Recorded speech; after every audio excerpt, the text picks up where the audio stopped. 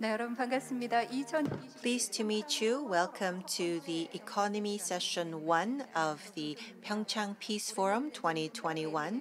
We have a very special forum this year because we have a hybrid forum, both online and offline. We do have our participants here offline as well. Thank you very much for your participation despite your busy schedules. Thank you also to the participants who have joined us online. We would now like to commence Economy Session 1 of the PyeongChang Peace Forum 2021. For this session, we have a discussion titled Resumption of Mount Geumgang Tour in the View of the Third Party. This session will be moderated by Seoul correspondent Laura Bicker of BBC. Session 1 for PyeongChang Peace Forum 2021. So it is my great honor to introduce the moderator for this session, Laura Baker, Seoul correspondent at BBC. So Laura, hello. Good. How are you? Thank you very much for joining us today. And would you please take the microphone to begin the session? Yes, I will. Hi, my name's Laura Bicker. I am the Seoul correspondent for BBC, as you've heard. And at the heart of this session today, we will be discussing whether or not tourism could be a way for North and South Korea to reconnect, and also whether it should be a way for North and South Korea to reconnect. Now, Mount Geumgang was the symbol of inter-Korean development. Hundreds of tourists from South Korea visited Mount Geumgang until 2008, where a South Korean woman was shot dead by a North Korean guard. Since then, there have been a number of efforts to try to resume tourism to Mount Geumgang from the south without success. Now, just in December 2020, there was an announcement on state media about Mount Geumgang. North Korea had said they'd wanted to resume tours, and state media reported that Kim Tok-hoon, North Korea's premier, stressed the need to build the tourist area in its own way and into a cultural resort envied by the whole world. Now, that is likely to need outside investment, but who would be willing to take on such a risky partner? To discuss the viability and the value of resuming tourism to Mount Geumgang, we have a very good panel of experts, I have to say. First, we'll have two presentations. The first presentation will be by Lee Hae-jung. She is the manager of the Center for Unification and Economics at Hyundai Research Institute. She's been there for the last 2 years. She's currently a policy advisor for the Ministry of Unification. She's currently working as a standing member of the Democratic Peaceful Unification Committee, and her recent major research is in topics include trends in North Korean tourism policy, economic zone policies. So she is very qualified to give us her first presentation. Our second presentation will be online, and it'll be from Jeffrey C., who is the founder of Chosun Exchange. He has Chosun Exchange has helped train close to 3,000 North Koreans in entrepreneurship, business and economic policy over a decade. Chosun Exchange also launched the Gangwon Development Initiative, which focused on capacity building targeted at the east coast of the DPRK. Jeffrey and his team's work exposed a generation of Koreans to international best practices. After those two presentations, we will then move on to a panel discussion. And I'm delighted to say we'll be joined by Jim Rogers, who is an investment expert and author. He hails from Alabama. He is a successful international investor. And after attending Yale and Oxford University, he co-founded the Quantum Fund, a global investment partnership. And during the next 10 years after that, the portfolio gained 4,200%, while the S&P rose less than 50%. So Mr. Rogers decided to retire at the age of 37, something we all aspire to do, but never managed to do. He has continued to manage his own portfolio, and he's kept busy as a full professor of finance at the Columbia University Graduate School of Business.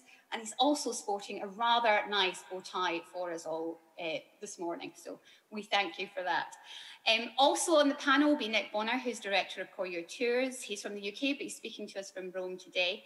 He first visited North Korea in 1993 and set up Koryo Tours and Studios, specialising in tourism to North Korea and to promote cultural exchange as a tool for creating dialogue and understanding. He was an associate producer on the BBC documentary films, The Game of Their Lives, A State of Mind, and co-produced Crossing the Line. He co-produced and co-directed the feature film Comrade Kim Goes Flying, the first ever North Korean film to be screened to the public in South Korea. And in 2018, Mr. Bonner was the associate producer of the travel documentary that Michael Palin hosted in North Korea, which is very well worth watching if you haven't done so already. Also with us is William Allen, who's the head of partnership for the National Geographic Traveller. That's the leading consumer travel publication in the UK, for those of you who are not aware. And he's a growing figure in shaping kind of world travel and driving growth in adventure and exploration. He's travelled widely, both personally and professionally, and he's an expert commentator on how countries and organisations can position themselves within the new era of sustainable and responsible travel. So we're very grateful to have him today. And in PyeongChang, I think he's sitting there waiting, is James Banfill, who is a visiting research fellow at the Institute of Far Eastern Studies in Seoul. He has over a decade of experience related to North Korea and has visited the country on more than 30 occasions, including for cultural projects, tourism, sports and scientific exchange, and humanitarian aid monitoring. He holds an MS in Soil Science from the Pennsylvania State University. Thank you all for joining us. I'm really looking forward to today's panel discussion. But first of all, I think we need to have our first presentation, which is from Lee Hae-jung. Over to you. Good morning. As have been introduced, I am Hae-jung Lee from the Hyundai Research Institute. Thank you very much for this opportunity to speak.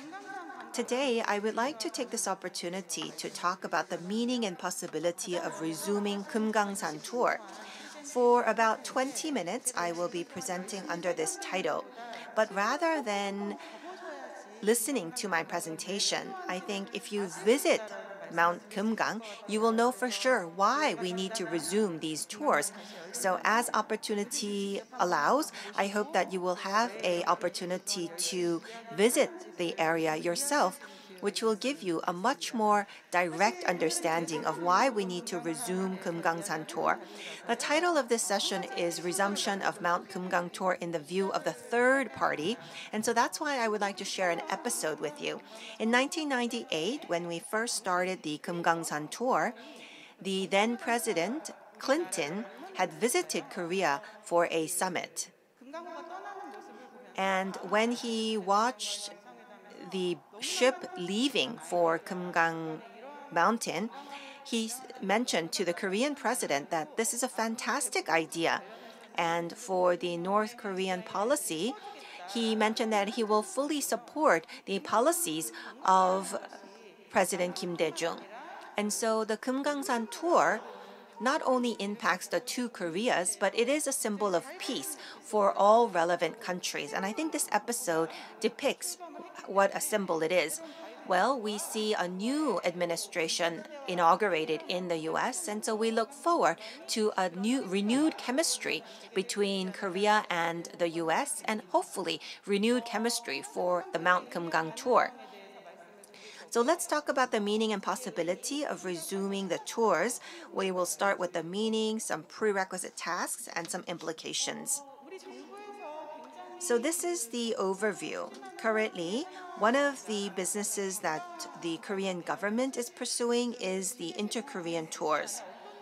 Well, concerning the USB that has been provided by North Korea, many people are interested in what is inside, but what is more relevant is what kind of agreements were reached after the USB was exchanged. And so after reviewing the contents of the USB, what the two Koreas agreed on is the projects on the east coast of North Korea and the west coast of North Korea. And so if we take a look at these projects, then we could have a West Sea Industrial Park, and on the east side, we could have a tourist park. And it seems that in the Pyongyang Declaration, these two projects were included. President Moon continues to emphasize the promotion of tours by individuals. And within the announcement of Kim Jong-un, he mentioned that this was not a fundamental issue. But if we take a look at the view of North Korea concerning tourism, we can see that during the Kim Jong-un era, they actually have economic zones that they have designated. They have 18 economic zones that are in operation, and they actually developed 3 to be tourist zones. The Samjiyon, Wonsan, and Yangdeok are the 3 areas where they have developed tourist zones. And so they now have a total of 21 special economic zones. And so you can see that because they are under sanctions, North Korea is quite interested in tourism. In reality, at the 8th Congress of the Workers' Party of Korea held in January, you can see that they actually made their goals quite realistic.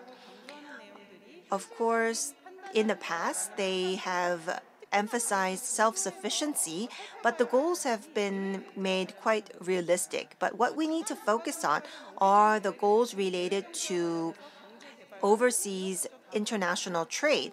And so you can see that through external economy policies, they have focused on trade structures and advanced technologies. But if you take a look at the new 5-year plan, the goals are much more realistic concerning external economy. They have only included tourism. They have excluded all of the other goals. So concerning external economy, they have emphasized only tourism, and they have also emphasized the Geumgangsan tour zone. So, for the 8th Congress of the Workers' Party of Korea, they have made their economic goals more realistic, and they have also made their external economy goals more realistic. We can see that under sanctions, tourism is their only hope. And so, what is the meaning of resuming the Geumgangsan tour? Geumgangsan tour started in 1989 when the honorary CEO, Chung Ju-young, visited North Korea and signed the Geumgangsan tour protocol.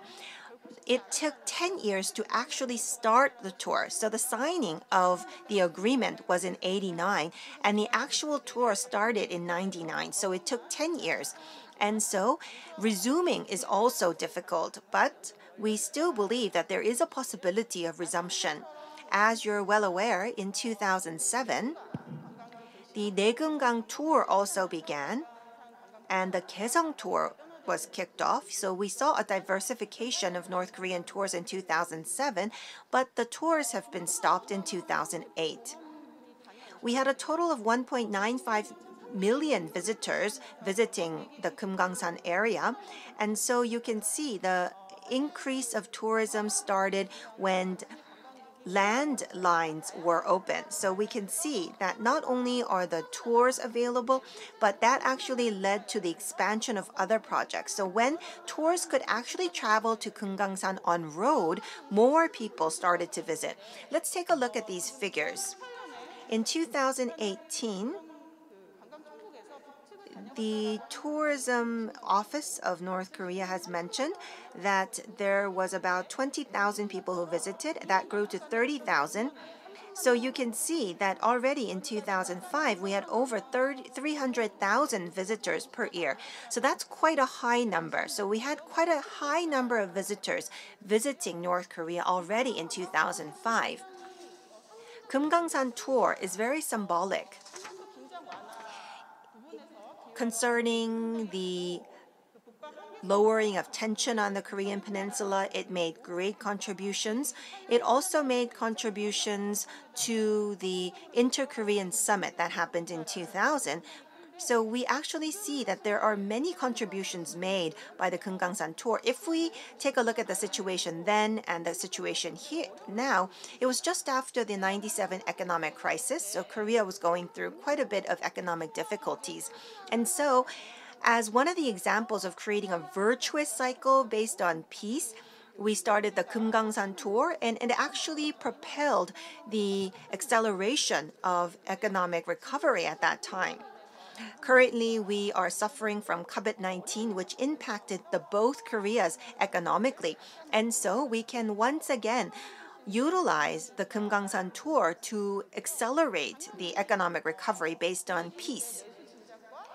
It will also contribute to economic growth domestically and also in the province of Gangwon.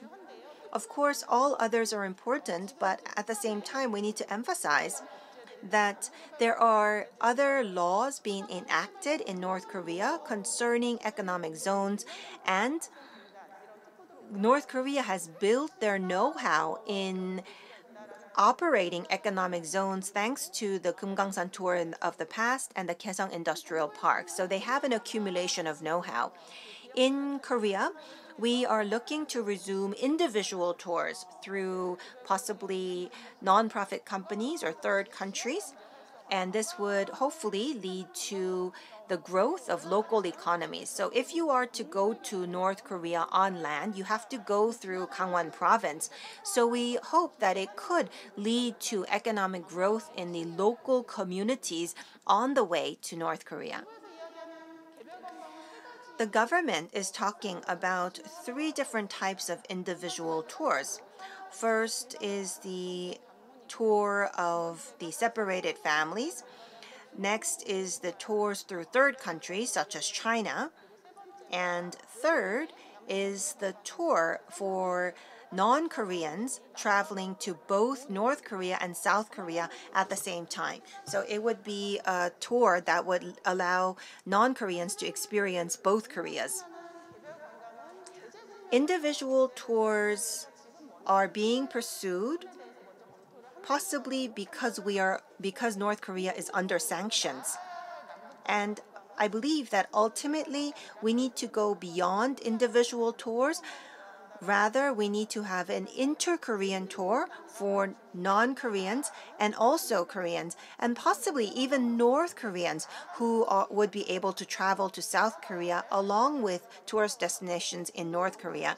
And I also believe that we should use sea routes and land routes as well as railway and also airways. And we also need to make sure that we facilitate visits through visa waivers and other tourism infrastructures. If we have an inter-Korean joint tourism, it could lead to various opportunities, whether it be South Korea or China or North Korea. We have a high reliance on Chinese tourists. We have a 30% reliance. North Korea has a 60% reliance. And so South Korea and North Korea both needs to find a way to diversify the tourists coming into our countries.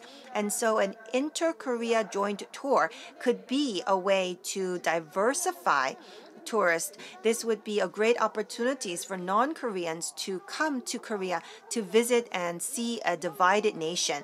And so this new tourism operation could be a way to diversify tourists coming into the 2 Koreas. In order to resume these tours, there are some prerequisite tasks at hand. The first task that we need to consider are the sanctions on North Korea. The tourism itself is not a violation of sanctions.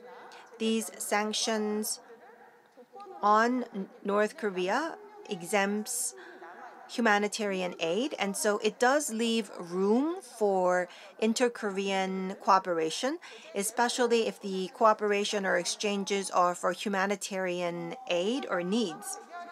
In order to resume the tours, another task at hand is the guarantee of personal safety of travelers. We do have an agreement in place with North Korea, but if we resume the tours, we would need to supplement the insufficiencies in the agreement. And we also need to make sure that we have investor asset protection. We do have 3 agreements related to the protection of assets invested by investors from outside of North Korea. But in order to have renewed investments and also renewed economic cooperation, we need to review the past agreements that have been made, and we also need to make sure that there are institutionalizations of these agreements that cannot be hindered by political or military situations. And so this would be an important prerequisite task. For the area of tourism, not only would we need to have the protection of assets that have been invested, but we also need other agreements related to perhaps telecommunications so that we could have a stable resumption of the tours to North Korea. Well, let's take a look at this aspect. As I mentioned before, if we take a look at some individual tours, then the process of having an inter-Korean tour is quite complicated because they would need visas from both South Korea and North Korea. They would also need to have permit from the Ministry of Unification and the UNC to go past the borders between the two Koreas. And so we would need to streamline these processes. In order to facilitate the inter-Korean tours, we need to make sure that the cost is reduced when they package the two Koreas into one tour. And so we would need to find ways to reduce these inconveniences and additional cost. This inter-Korean tour concept is not completely new. Hyundai Asan has conducted tours to Geumgangsan and Kaesong, and we did have non-Koreans who participated in these tours. And in order to do that, they would come through South Korea, go to North Korea, and come back to South Korea and go back home. And so it is an example of an inter-Korean tour. And so we would need to review the past package tours that were available and also make developments as needed. This is also very important. We also need to take a look at sanitation and hygiene. Well, last year we had a larger audience for this forum as well, but because of COVID-19, we have social distancing. Everyone is wearing a mask, and so it's a very difficult situation. We need to make sure that we have cooperations and agreements with North Korea concerning sanitation and hygiene as well. And just like today, we need to have forums that raise awareness and raise understanding. So when tours are resumed, people need to want to participate in those tours in order for the tours to be sustainable. And so I believe that forums like today are also very important. Under the sanctions, we need to think about what we can do first as the short-term initiatives. I think this is very meaningful for the resumption of tours. There are some concepts that we could picture. First is to pursue collaboration for volunteerism. As I mentioned before, the sanctions for North Korea exempts humanitarian assistance. And so if we could open eco tours or medical volunteering and combine that with tourism, creating volunteerism, then we could open a new concept of tours. And we could also think of hosting tours for separated families. In the US, in 2020, they passed the Divided Family Reunification Act, and this is also of interest to South Koreans, and so this is something that we can think about. We could also host a fair for North Korean tourism products. Well, in Korea, the Korea Tourism Organization has the slogan, "Feel the Rhythm of Korea," and so that type of content could also be developed for North Korea as well. We could also utilize VR tour fairs so that people could have VR experiences of North Korea. So this would actually enable smart tourism in the era of COVID-19. This would be another way to open the concept of tourism. In the end, we would need to resume land route travels in the midterm. We would need to work with local tourist agencies and international tourist agencies, and especially in order to facilitate the tourism in Geumgang and Yangyang, we would need to work with, for example, Wonsan International Airport. This would actually engage more tourists to the whole area of Gangwon. For the international travelers, they actually can come to Korea to travel to North Korea, and these are tours operated by non-Koreans. For example, you would go to Beijing, to North Korea, go back to Beijing, come to South Korea. But if we could actually open a air route connecting the two Koreas, this would actually streamline the travel time and also the cost, and it would make the tours more attractive. We could also link themes such as migratory bird habitats for ecotourism. In the long term, we would need to expand cooperation for sustainable tourism. As I have mentioned before, we could have the East Sea Tourism Zone that could extend to both Koreas. And as I have mentioned before, the Gangwon province is the only divided local autonomy in Korea. And so we could have various cooperation projects connecting the north side of Gangwon province and the south side of Gangwon province.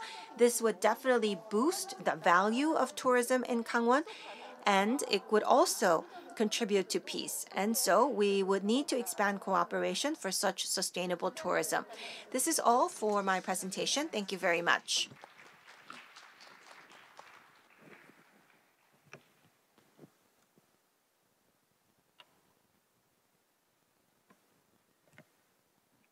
Thank you so much. That was incredibly interesting. Has given me a lot of points to ask to our panelists a little later. And now we'll have a presentation from Jeffrey C. from Chosun Exchange. Sure. Thanks, Laura. Thanks, Professor Lee, for the excellent presentation. I think Hyundai has been a leader in economic reconciliation between the North and South. And I was very glad to have had the opportunity to join your CEO, Mrs. Hyun, in 2018 at the state dinner for visiting President Moon Jae-in, hosted by our President Halima Yacob. I also like to thank Governor Choi of Gangwon Province and Special Advisor Lee for the opportunity to share our work at this event with so many experts. And obviously to the amazing panelists here, Nick Bonner, whose work at Korea Tours has been an inspiration to me and to our team since day one when we started our education programs. Jim Rogers has helped us with education work in the past. James Banfield, his work on very practical knowledge on how to engage with North Korea has been fascinating. And Laura, obviously, who took an interest in our work training women entrepreneurs in North Korea, I think during the 2018 period, at a time when such women rights issue in North Korea had kind of fallen by the wayside. So I think just a bit of background of my interest and interaction with the Gangwon province. My first trip to South Korea, actually to both Koreas, was 16 years ago during the Sunshine era, and it was for an APEC youth event. And I was serving in the Singapore military at that point in time. We were brought up to Gangwon province, which was where our program was mainly held. And I think the two things that really stood out to me, one was the beautiful rugged scenery in Gangwon province in the south side, and going to a beach in the region where there were barbed wire fences. And this was the first time I had seen barbed wire fences on the beach. And at the time, I knew very little about the tragic division of the Korean Peninsula. So I kind of asked a lot of questions about it, and it left an indelible impression on me that kind of gave me my interest in this issue till today. And I remember on that trip, this was a time when tour groups still departed South Korea to visit the North. And during my first trip, I met many South Koreans who had visited the North, visited Geumgan Mountains, and it made me realize how powerful this tourism project was in building a connection between both Koreas.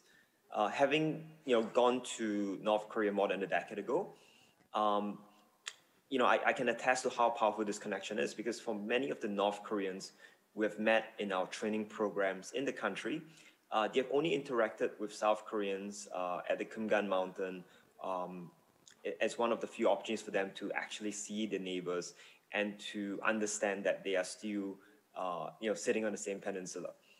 And I think it's with this experience and knowledge that I believe that Gangwon can be a region of peace, and that economic integration and tourism is a powerful force driving this peace forward. So I think with that in mind, I kind of just want to give some very short, present some very short slides to introduce the work of Chosun Exchange and what we've done over the last decade, and then dive a bit more into the Gangwon Development Initiative that we are working on in North Korea, and which my colleagues and I will discuss a bit more in detail in a parallel session at 3 p.m. in Korea today at the PyeongChang Peace Forum. And I hope that the short presentation I have would set a background for a lively discussion with so many experts here on how we can contribute to changes that would move us forward on this issue. So I'm just going to share some slides now. Yeah. So I think, yeah. So I think just some background. The first trip I made to South Korea actually, was in 2005 for the APEC Forum, and that was the opportunity for me to visit Gangwon. And I think since that trip, I kind of was always very fascinated with the Korean issue, and I founded Chosun Exchange in Singapore. We now have offices in Vietnam too, and the purpose that we set it up with was to basically help North Koreans build the first generation of startups in the country. And the way we do it is we run workshops on economic policy, business and entrepreneurship. And in the last decade, close to 3,000 North Koreans have joined our programs. I think we are also quite happy that we have had consistent programs for the last 10 years, and during COVID-19 was able to pivot towards online training programs with the North Koreans. And I also want to kind of thank Dr. Lee for giving that nod towards volunteering in North Korea, because the bulk of our training programs in the country are done by volunteers who join us there to share their expertise and knowledge in the business or economic professions. Just some background on the way we approach our work. We kind of think of it as an ecosystem. So we do training programs with a view not towards just sharing specific knowledge, but how do we drive the overall business ecosystem forward, and how do the different pieces in the ecosystem interact with each other. And I think we focus very much on both micro and macro level training, but the idea is to encourage experimentation on the ground by entrepreneurs, by business people that would lead to larger policy changes. So one example for that was that we had kicked off an incubator program inside of North Korea, out of which like 20, 30 startups graduate every year. This was taking place in a city north of Pyongyang. And then what they found out was that a lot of the startups struggled with financing. Obviously, with sanctions, international investments was problematic, and out of that process, there was a deliberation at a policy level around how do we recognize private financing for these entrepreneurs. So that's kind of some of the changes that we like to focus on, where we start out with micro level experimentation with the business community, them learning about what some of the barriers are, and that translating into broader policy discussions. Yeah.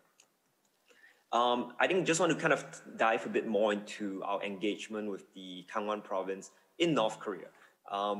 So we started our very first program in that province in 2014. This was as part of a broader initiative we had, training the North Koreans on the special economic zones. So from this picture, you can see we were doing programs in a hotel in Wonsan, and we actually invited North Koreans from every province except Chagang province came down to attend this program. So this was our kind of initial foray into training in that part of North Korea. Subsequently, in the same year, we brought the North Koreans out to visit Halong Bay in Vietnam. So they had very interesting discussions there, learning about the development of Halong Bay and whether it could kind of present some sort of template for them to develop the east coast of North Korea. Then subsequently brought them to Singapore to learn about land development.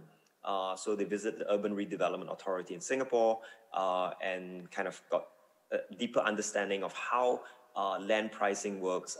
And I think that culminated in the following year, where they made revisions to the special economic zone laws that allowed people to transact in land in the special economic zones. So this was for us a big progress forward, because one of the aims was to encourage them to better protect assets and to kind of better define property rights in the country. So this is very exciting for us. We subsequently had a pause for a number of years for our programs on the East Coast, especially as the Trump administration came in and it was a fairly chaotic period. But then in 2018, we restarted our engagement with the region, and we actually brought out some of the chief architects and urban planners who were working on the Wonsan-Kalma, Geumgangsan projects, and we brought them to Hong Kong, where they attended the Future City Summit and kind of shared their vision, their thinking behind some of the projects they have been working on. So this is from the conference, and they actually gave a very amazing presentation with, I think, an audience of close to 2,000 people from Hong Kong, from China, about kind of what they're doing and kind of what they've been planning. So this set of activities kind of culminated in 2019 when our team met and we were kind of planning out what our long-term agenda for training and capacity building in North Korea should look like. And we created this Kangwon Development Initiative. And the idea behind it was that we wanted to focus a lot more on areas outside of Pyongyang, and especially on the East Coast, because we believe that it has potential not just for development, but also to connect North Korea with the rest of Asia, and I think to South Korea. So, we kind of want to even out the development process across the country. Most of our programs have taken place in Pyongyang, Pyeongchang City to the north of Pyongyang, and then Rason in the northeast of the country. And we wanted to go back to Wonsan to make sure we had something there on the East Coast. And kind of at the core of this region, so if you kind of look at some of the developments, you just compare, say, what's in Kangwon, what's in Pyongyang, in terms of, say, manufacturing sites, clearly it's the preponderance of it is situated in Pyongyang. I think it's nothing surprising there. You look at, say, energy projects, the bulk of it is also in the Pyongyang region. And I think what we wanted to do was to think about development in the area, given their focus on tourism, but to kind of look at it much more holistically, right? What can we do to support the local government there and entrepreneurs there in terms of developing, say, infrastructure, thinking about production, retail, transportation, and all the different aspects that would help them realize the potential of this very beautiful area. So I think that's the concept behind the Kangwon Development Initiative. And again, I mentioned that we'll be having a parallel session at 3 o'clock today in Korea time. So, we'll dive into more details about our research project and, the kickoff in training that we are doing this year. Yeah. So I think I just want to close off my presentation with just, some thoughts about, where, kind of where I think the Kangwon region fits in overall. I think there is, we had the PyeongChang Peace Olympics in 2018. I think that this region has the potential to not just connect both Koreas, but to connect both Kangwon provinces to the rest of Asia. And I think tourism is an important aspect of that. And I think it is important that the international community and South Korea devotes the attention and to kind of suspend some disbelief, I think, when it comes to North Korea, to kind of ensure that, we have a shot at peace in the coming years. So I think with that, just want to end my remarks and, really looking forward to the discussion with the rest of the experts at this event. Thank you, Jeffrey C. That was really great discussion there about your work with North Korea. I know we've all kind of appreciated your insights over the last few years, especially as we've watched the summits develop. So thank you once again for giving that presentation. So let's go into the panel discussion. And we've heard a lot about how it could work, but let's hear from those who've actually worked on the ground with tourism. So I think, first of all, we'll go to Nicholas Bonner. Obviously, you've been in and out of the country a number of times. You've done a number of tours. With regards to the practicalities on the ground of this kind of tourism, who do you see going to Mount Geumgang? And when you hear the kind of how it could work, what do you think it, how do you think it could work on the ground? Yeah, thanks, Laura. I started visiting in 1993, and at that time, we actually weren't allowed as foreigners, as Westerners, to go to Geumgang. And as soon as we started hearing about it opening in the late 90s, 1999, we thought, fantastic, we'll get over there. But in fact, it remained sealed. It was for South Korean tourists only.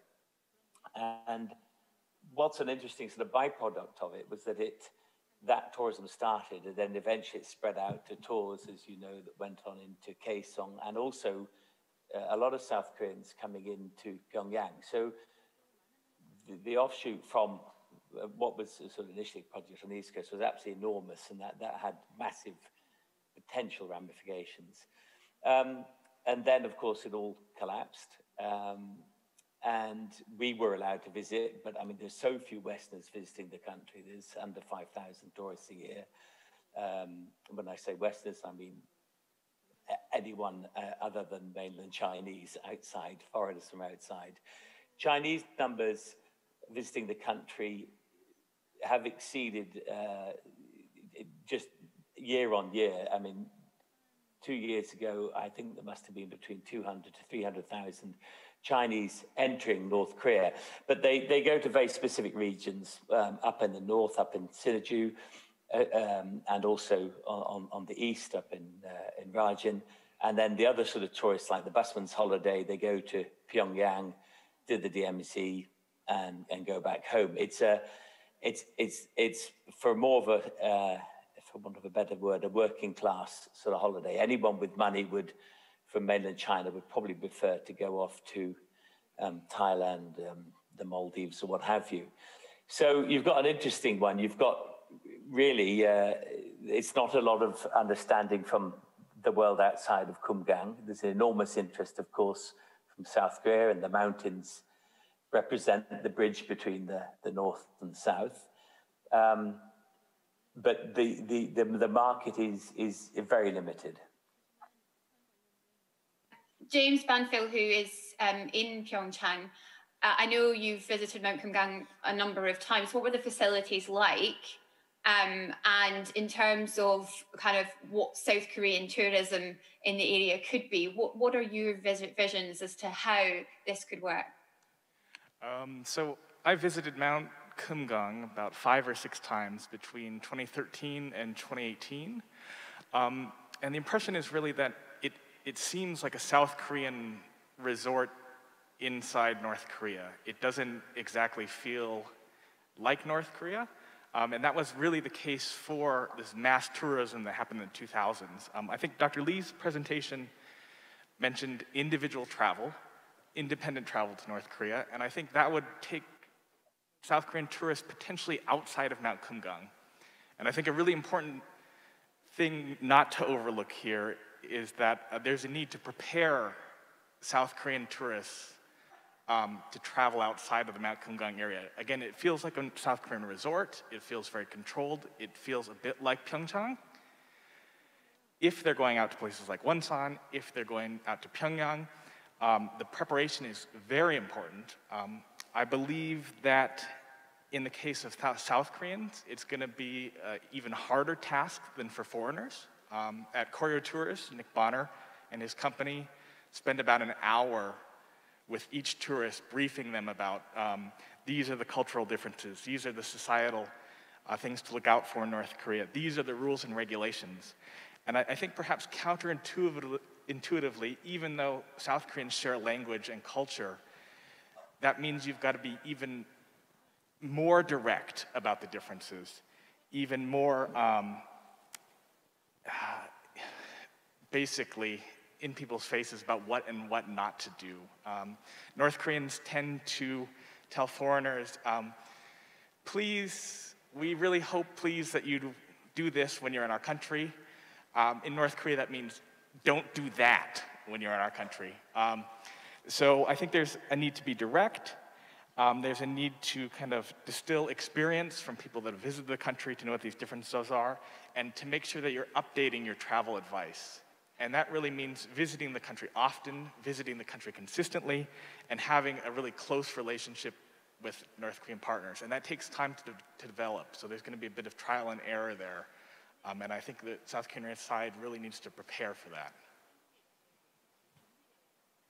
I mean, one of the things we have right now is a situation that we've never had before. North Korea is probably more closed off to the world than it's ever been because of COVID-19.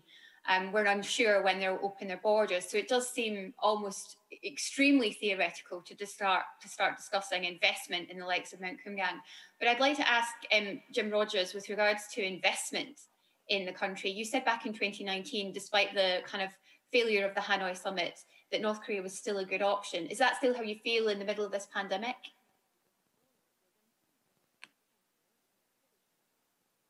I certainly see all of Korea, but especially North Korea, as a wonderful place to invest, especially if you open the 38th parallel. I mean, those of you who've been there know they don't have much of anything. They don't have clothes and chairs and electricity. I mean, they have, but nothing like in South Korea. So there are enormous, enormous opportunities there. And perhaps the best one I know is tourism. Once the 38th parallel opens, people all over the world want to Korea has never been on the world tourism map, never in history, for many reasons.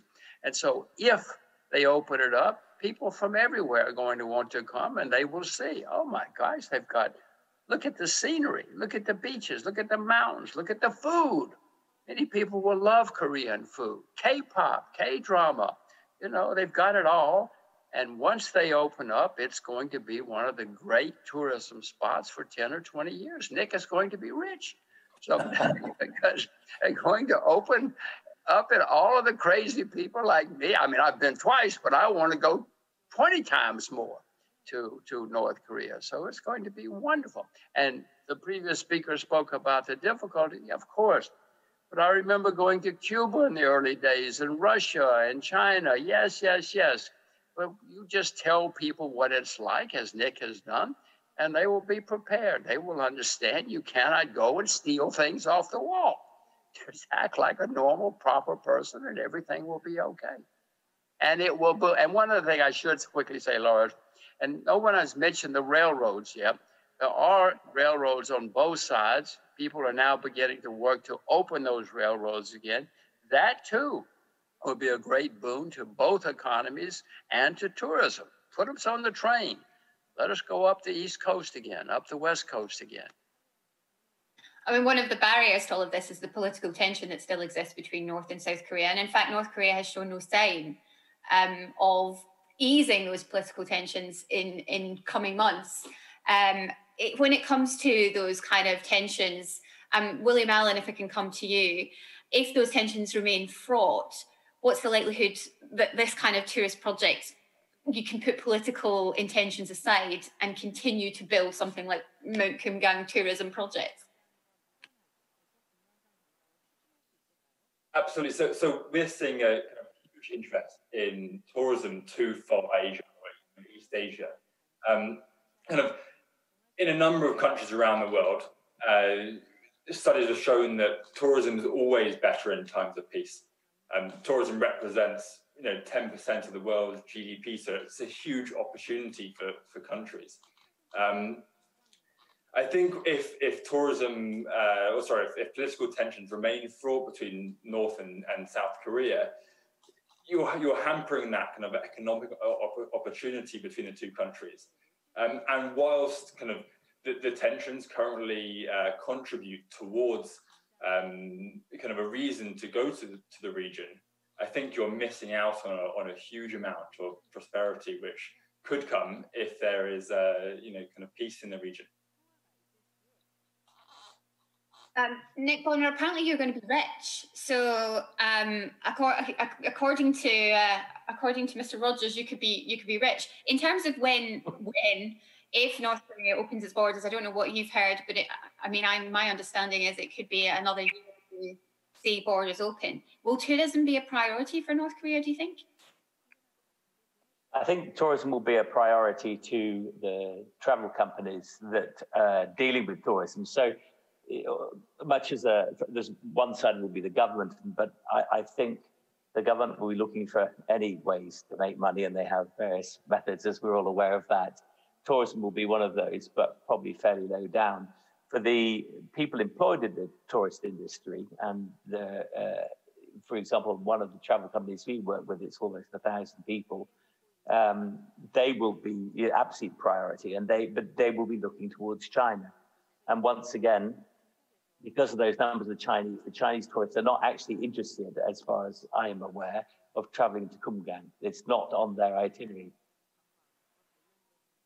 James Van Phil, a similar question, but we've talked a lot about safety between North and South Korea, and you've mentioned a lot there. But when it comes to kind of the threat of being a tourist in North Korea, we've seen with Ottawombe, we've seen with a South Korean tourist who was shot. When it comes to the likes of how North Koreans see the threat, how do North Koreans view tourists when they see them? And when it comes to information getting in and out of the country, one of the things we've seen is actually they're clamping down on information coming into North Korea right now, especially South Korean films, any kind of South Korean news, the use of South Korean slang. So how do you think North Koreans will view tourists as things open up? Will it be with open arms, or will there still have to be constant briefings, and perhaps even more so in coming years as their suspicions continue to be aroused by South Korea's information flow into the country? That's a good question. I think there's always going to be a high level of control and scrutiny on any foreigners, any non-North Koreans visiting the country. I think one misconception perhaps in the outside world is that we think that a lot of the scrutiny is on us. When we visit North Korea, you get so many people saying, oh, they're watching me, they're paying attention to me. And in reality, in most cases, they're not. The scrutiny falls on our North Korean partners in the tourism industry. It falls on the North Koreans that are responsible for visitors in the country. And I think tourists, to a large degree, are insulated from that. And that's why I think the foreign partner or the South Korean partner is important to communicate to the traveler. This is how the country is, this is the reality, this is what it is not. Presenting a too flowery picture of the country is going to result in problems. Presenting a too negative view of the country, I think, will also result in problems and misconceptions of dealing with North Koreans and dealing with the country in general. I mean, even when it comes to the likes of tourism as a whole right now, the idea that tourism will reopen as it has done. I mean, Jim Rogers, when it comes to kind of investors that you've been kind of talking about, or this kind of investment, are they not worried when it comes to the pandemic that we're going to see this constant opening up, closing, especially in somewhere with like North Korea, who are going to be more worried about letting foreigners into the country? Laura, first I have to quickly tell you, I'm an American, and Americans are not allowed to invest in North Korea. I wish I could, but I cannot. But yes, of course, you have to be worried about any place where you invest. Governments can change. You have to worry about investing in the United States, because the government can do and has done crazy things. But if you do your homework, and if you get involved with things that you know, look at Nick. Nick went there and got involved with tourism, and he knows huge amounts about North Korean tourism. You don't see him doing other things, you see him doing what he knows. And if investors do the same thing, if they do their homework, and if they're prepared, and if they don't go there and do something foolish, huge opportunities. Remember when China opened? Remember when Cuba opened? Remember when Russia opened? My goodness, it was very, very exciting. And Hanbando, the Korean Peninsula, once the 38th parallel opens, I want to say again, Laura, Hanbando is going to be the single most exciting place in the world for a couple of decades. You should not leave. Very exciting, Jim, but a lot of people in China in the early days, a lovely book, Mr. China, of I think a few 100 million going astray. I would find it be interesting to who would invest in North Korea. I'd be the experience in Geumgangsan itself is the very fact of investing and then finding what you've invested in by law being taken away from you. Well, anybody that can take it away from you, including the United States, including the UK, and they have in historical times. But as I say, if you do what your homework, do what you're supposed to, of course, things can happen, but they can happen anywhere. Do your homework. Invest with Nick.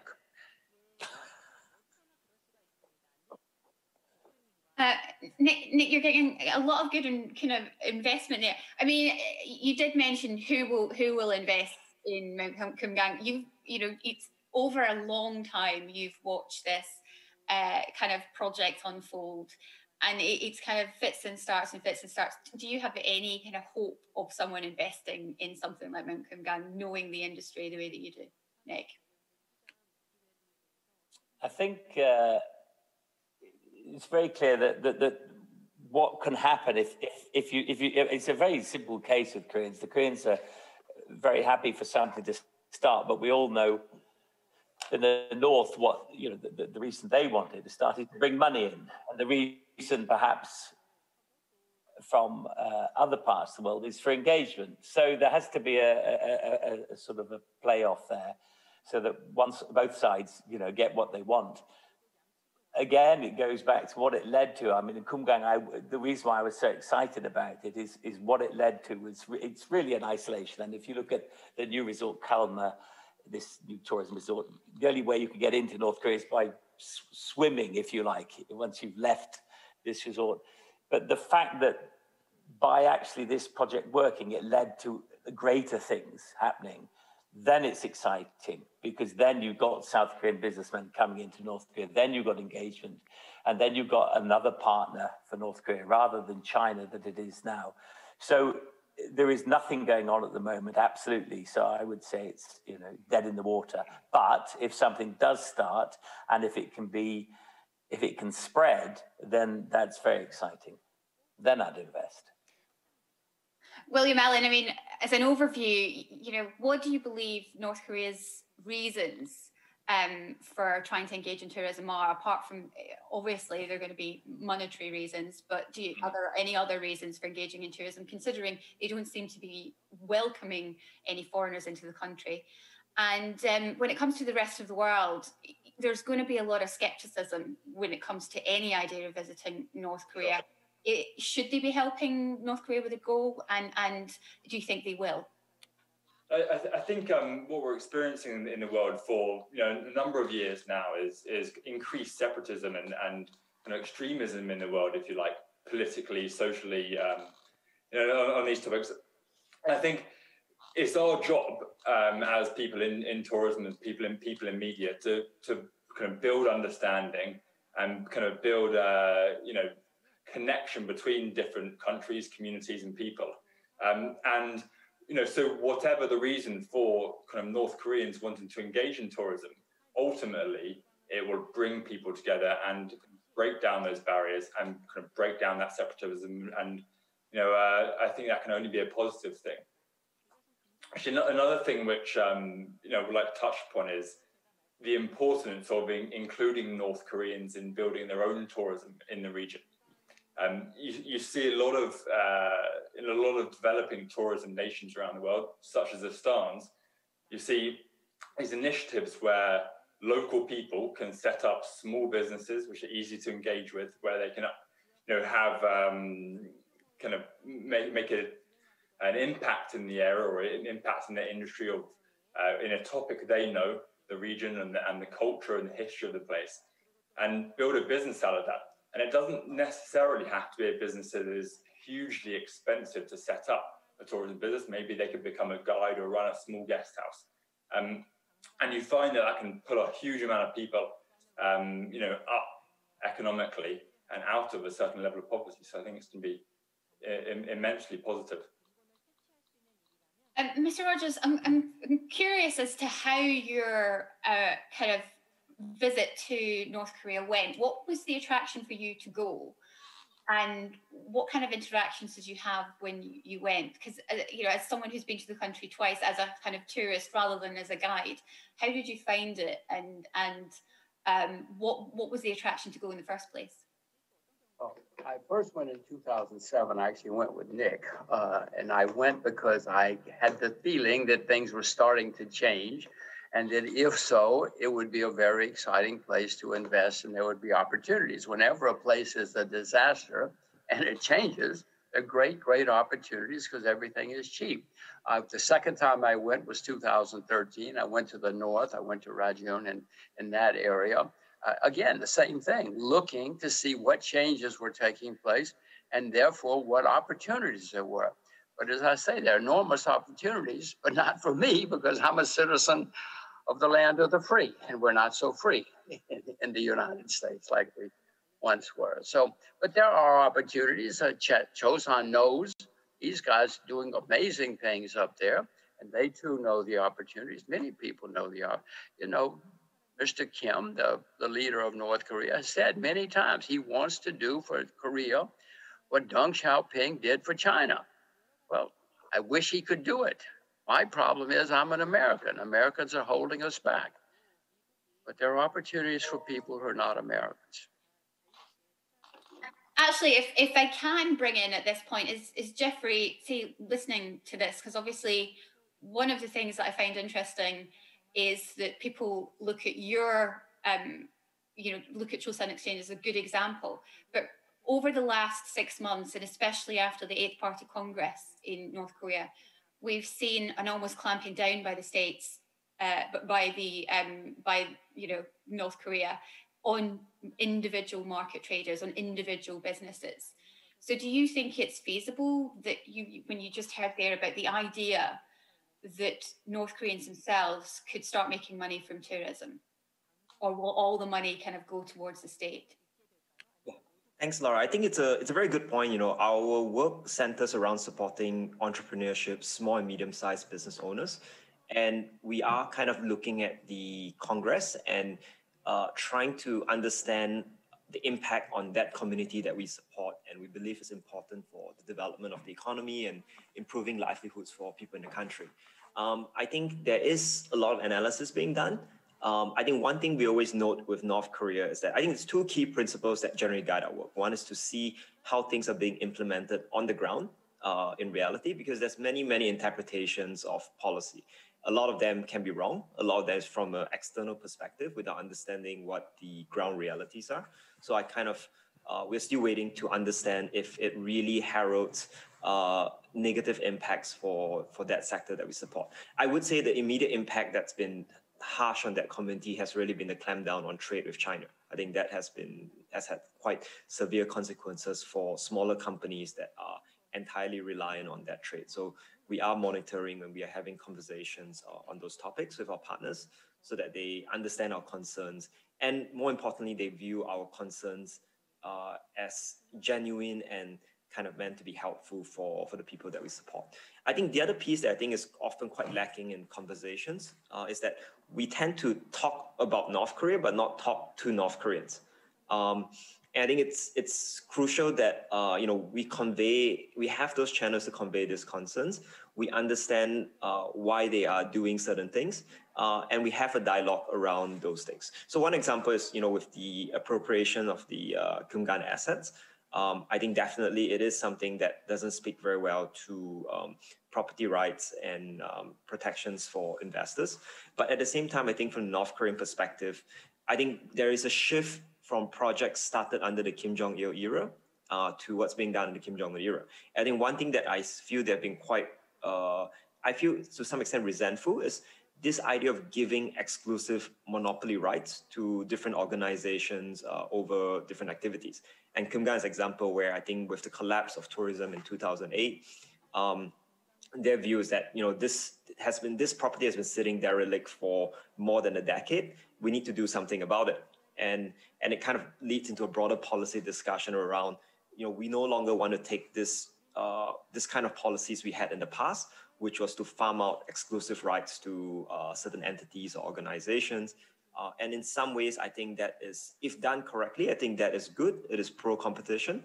But I think, kind of remains to see how they would execute on it. Thanks for that. Nicholas Bonner, when it comes to investing in Mount Geumgang, could North Korea do it itself?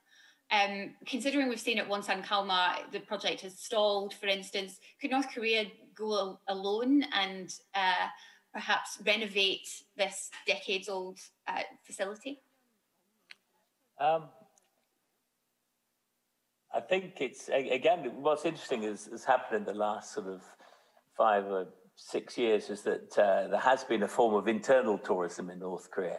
So whether they need to do that, whether if it gets, I mean, nobody knows what the situation is going to be when we get back to Pyongyang. Perhaps the situation in North Korea, there's even more things that are closed off to us as foreigners. That's happened before, areas closed, etc. And there is a growing internal sort of tourism. So there's possibly the, Kalma and all that beauty in the Geumgang is used more and more by local tourism. But no, I mean, it would be an answer if you only need to look at the Ryong Hotel in Pyongyang. I mean, it's finished on the outside, but it's a 105-story empty building. So then you would look who is going to invest in this. And again, it goes probably back to the only people who would want to use it or have an interest in using it, which is the South. And that is a difficult one in its own right, because again, in South Korea, there are beaches, they have their own interests. I don't know how long tourism in Geumgang could last from the South. So all these sort of things, unless there's a change, it's a total flux. I was speaking to James beforehand. The thing that works in North Korea is exactly as Jeffrey says. You speak to North Koreans and you keep on plodding on, and it's a long game. I don't think it's a short game. So who will fund it? We will see. But I think the funding before it comes from investors will have to come from probably across the border. Well, speaking of talking to the North Koreans, what are ordinary tourist interactions with North Koreans like? Because one of the reasons that this kind of project is touted is that it's a good way for either South and North Korea to see one another, or Western tourists to even experience ordinary North Korean life. But James Banfield, I mean, from your experience, are there many opportunities for people to meet and see ordinary North Korean life?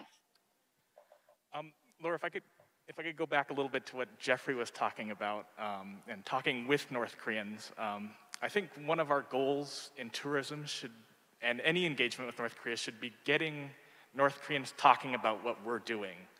And I think there are 2 good examples on the stage here. One is Nicholas Bonner, his film Comrade Kim Goes Flying. It was originally a foreign joint produced film. It's now sold on DVDs in markets all across the country. I was up in Cheongjin in the Northeast, and one of the guides takes me aside and he says, James, tell your boss to make the text on the intro to the movie bigger so we can see who the actors' names are. So there are people, the North Koreans are talking there. And the same goes with, I think, Jeffrey's projects. Throughout my time in North Korea, people will take me aside and say, James, have you heard of this Singaporean guy who runs Chosun Exchange, and what's he doing in business, and how do we get involved in that? So I think we need to be talking with North Koreans. We need to get them talking about what we're doing, and that should definitely be a goal of the Mount Geumgang projects. Again, going back to this, if you make a South Korean resort in North Korea, North Koreans aren't going to talk about it.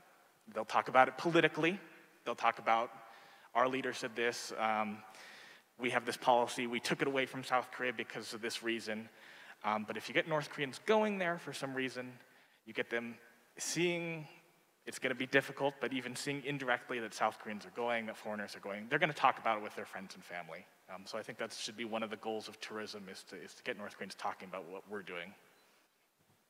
And to go back to your question, I think there is quite a bit of interaction with North Koreans when you're there. I tell people when I'm in North Korea, I speak Korean every day. I talk to a lot of people. I talk in Chinese to people. I talk in English to people. When I'm in South Korea, I don't do that. So I think there are a lot of chances in North Korea to talk to people, because it's a society where you You have to interact with people to get things done, but that takes some background. It takes knowing the language to a degree.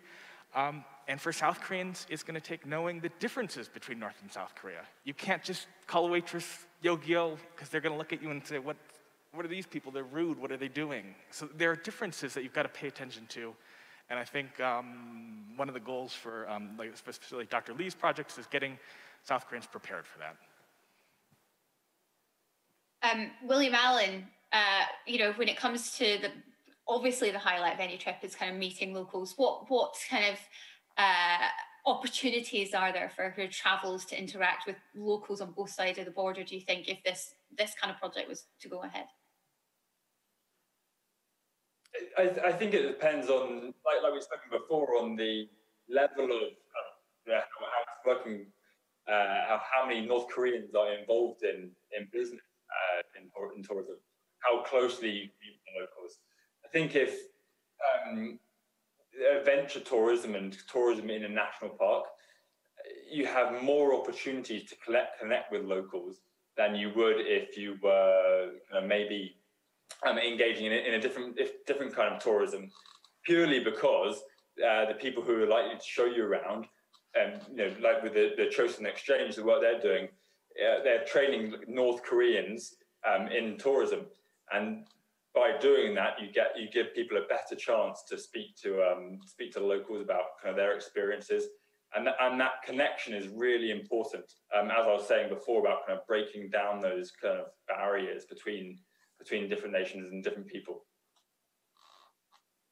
Yeah, I think as a BBC reporter who can't travel to North Korea, it's always very difficult for me to kind of even imagine this world. Absolutely. That tourism is going to be able to happen in North Korea, and that people, for instance, my family, perhaps not me perhaps, but my family might be able to travel. Mr. Rogers, can I ask, if I realise as an American you can't invest, if you were to have a dream project in North Korea, what would it be? Oh, the single best opportunity in North Korea is going to be tourism. Once the 38th parallel opens up, it's going to be, as I said, all these guys are going to be rich because nobody has ever been to Korea in centuries for many historic reasons. So that's going to be the single, as far as I know, the single best opportunity going forward. There'll be other opportunities for investing in North Korea, but that is the single best place to go. And that is also somewhat easy because you don't have to build big factories or highways or something. No, I mean, this is a fabulous opportunity if and when. Wouldn't there have to be investment in the railways, for instance, as well as the highways, to allow, if there's going to be any kind of tourism travel within the country? I mean, Nicholas Bonner might have a better idea of what the infrastructure is like in North Korea, but in terms of getting tourists in and out, it's not an easy process. So surely that would have to be simplified. Laura, but again, if you go back to any country which opened up, Russia, China, Cuba, I mean, there was nothing there. First time I stayed in, or second or third time in China, my pillow was a bag of rice. They didn't have pillows for tourists in those days, but they learned, and they will learn as more and more tourists come. And by the way, my couple of times in North Korea, everybody was looking at me. That wasn't because they were spying on me. They'd never seen Caucasian Americans before. They were just staring. They were just looking to see, who is that? What is that? What's he like? So yeah, they all stare at you. Yeah, I'm sure some of them were police, but most of them were just curious Koreans who'd never seen foreigners. And so they learned whatever I was wearing, it taught them something.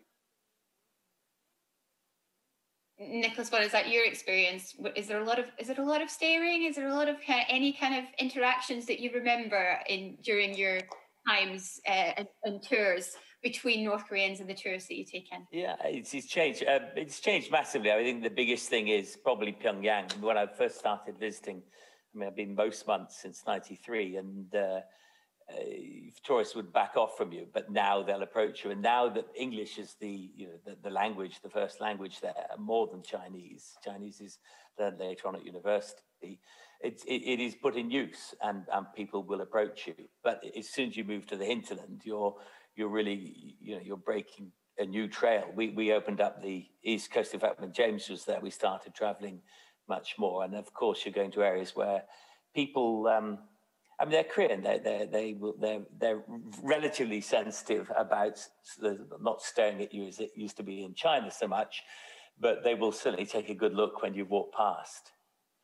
I think one of the sort of things I'd like to sort of bring up is, of course, it's like Deng Xiaoping with you open the window and the flies get in, and tourism does represent a problem, obviously, to a system that's rather controlled, to put it mildly. And I think that will be an interesting issue, which is why, again, when I say the beauty with Kalmar is it's totally isolated. But to me, that is of absolutely no value whatsoever with engaging with North Koreans. So it depends how it happens. And I think again, it goes back to this thing, you take small steps. You have to start somewhere. And something will happen. And my experience in Korea is that if you do nothing, certainly nothing will happen. In terms, I think that's one of the things, Dr. Lee, I'm aware that you're still with us as well after your presentation. I'm hoping that you can still answer this question. There is a lot of talk with regards to the practicalities of people, especially South Koreans and North Koreans meeting. Right now, in the last month, we've seen a crackdown on South Korean films getting into the country. It's now a massive penalty for anyone caught smuggling, even greater than it was before. There is a limit on any kind of South Korean information. I know one of the things with the BBC, when we launched our Korean service, we were told by the North Koreans that it was tantamount to a declaration of war.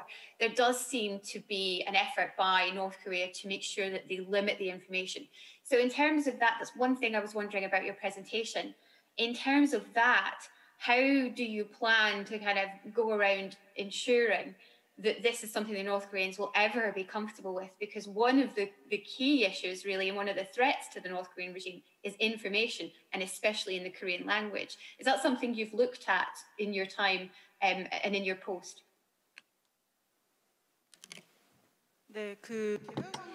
Well, our concept of individual tours, first we would like to start with separated families to visit the Kaesong area and Geumgang area. These areas have been open in the past. So these areas have been open before, and it's not going through the Hyundai Asan system, but it's going through the humanitarian purpose. For example, people with special purposes, such as separated families, would be visiting. That would be the first step. And second would be the third-party countries with the participation of Koreans. And the third option would be the third-party tours with other nationalities participating. So for North Korea's position, they are not opening up their country more than they have in the past. So we are going through channels that were open before. But at the same time, we believe that inter-Korean exchanges should be enlarged in the future. If we take a look at the experience of PyeongChang during the 2018 Winter Olympics, we had joint training in PyeongChang, and so I think these events should be expanded into the future. That would facilitate the expansion of inter-Korean exchanges, not only through individual tours. Well, we have the Beijing Winter Olympics coming up soon, and so in order to prepare for the Winter Olympics, we could have a joint training program or a joint spectator program between the two Koreas. Maybe we can train in PyeongChang together, and this would definitely lead to improvements in the opportunities for tourism. And so I think it's great to expand the points of exchange and contact. Thank you very much. I mean, is there any place? I know we've got limited time left, but is there anywhere where we can look at with regards to an example of cross-border communication? I think William Allen. What about the stands, for instance? Is there a place where we can point to where there has been kind of cross-border collaboration in a way that's being proposed by the likes of Dr. Lee? Yes. There are a number of examples around the world, actually, but the stands represents quite a good one, in that a majority of people who visit the region aren't going to Uzbekistan or Tajikistan or Kyrgyzstan. They're visiting the stans as a whole, and so the countries work together to promote the area as a whole and develop kind of multilateral tourism development programs where tourists can visit a number of countries, and that works out much better. I think because of the Korean Peninsula's kind of place in the world, it could work really well. Asia is seeing a huge amount more tourists, especially from Europe and the West, and Gangwon province particularly could benefit. I think they could look at the number of tourists visiting South Korea and use the added attraction of a North Korean visit to promote tourism to the area as a whole. Now, while we've been chatting, been keeping an eye on the questions from the audience, most of them, in fact, all of them you've answered mostly about economic questions. But I'm going to give you all just briefly 30 seconds each as we end. Kind of looking ahead to the future, we keep discussing this project time and time again. We'll probably still be discussing it from time to come. But if you were to give a piece of advice to perhaps the current or future administrations or anybody kind of who's looking at this, what would your kind of 1 line, 2 lines of advice be in terms? And if we could start with James Banfield, if you are, I've kind of put you on the spot, but hey, you can do this. So James, if you can tell us, is there any kind of advice that you would give to as someone who's been on the ground? What advice you would give to anybody listening to this, thinking about either future investment or the future of tourism in Mount Kumgang? I'll try and make it quick, but some advice for South Koreans. Our North Korean partners often say that Americans make the best and the worst tourists. And that's because the expectations for Americans is so low that any American who's normal surpasses those expectations. South Koreans are going to be facing the opposite. They're going to be facing high expectations, and if you don't meet them, you have disappointed North Koreans, and they're going to talk to their families and friends. And so I think as an aspect of tourism, that's a word of warning, something to consider how you behave in North Korea, how you set up these tours, how North Koreans are perceiving those tours. Mr. Rogers, over to you as an American, now that you've heard what expectations there are of your people. Well, we're not allowed to go. I emphasize again, we're not allowed to go anymore. I hope that changes again. But just let us, the tourists, see the country. Let us see as many people as we want. But I mean, the North Koreans are a little bit closed too. The first time I went, I tried to get a haircut. They wouldn't let me. They wouldn't let me go to a barber shop. I don't know why. They thought it must be dangerous because nobody had ever done it. So my advice to North Korea is just open up and let them do it. What I really want to do, Laura, is I want to get the Rolling Stones, and we have a pop concert in the 38th parallel.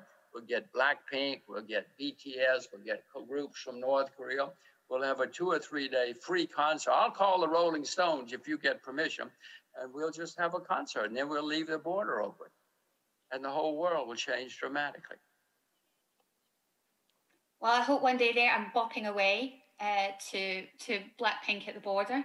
Rolling Stones was my mum's favourite. So, William Allen, over to you. Last word. I think the region is of undeniable interest to travellers. And I think it will remain that way. As kind of tourism develops, I think it's really important for North Korea, but both Koreas particularly, to develop tourism in the right way. And that absolutely means connecting tourists to the real Korea, meeting the real people, kind of seeing the real scenery. And the best way to do that is to develop tourism businesses in Korea led by North Koreans. And genuine businesses will kind of continue to see tourism will hopefully flourish in the region and in a more sustainable way. And finally, Nicholas Bonner, over to you. Last word. You get a last word, Mr. Bonner. Yeah, I think one of the most amazing things, I mean, on small scale companies like ourselves, it's amazing really what we've achieved. And when you look what Jeffrey and Chosen Exchange have achieved, 3,000 individuals speaking to X thousand friends, you just need to do the numbers. I think what all of us who've been in Korea, James, Jeffrey and myself, have found that the Koreans are incredible individuals under enormous control, absolutely enormous control. But what is remarkable is the individuality and the willingness of those individuals to push for you. I mean, one example would be the film. The film did not fit a North Korean trope. We made the film, the first sort of romantic comedy in North Korea, if you like, made for entertainment. And it wasn't allowed to be made, but one person said, okay, well, I'll take it on me and do this. And I can reel off example after example of someone stepping up or stepping out, perhaps, of their comfort zone.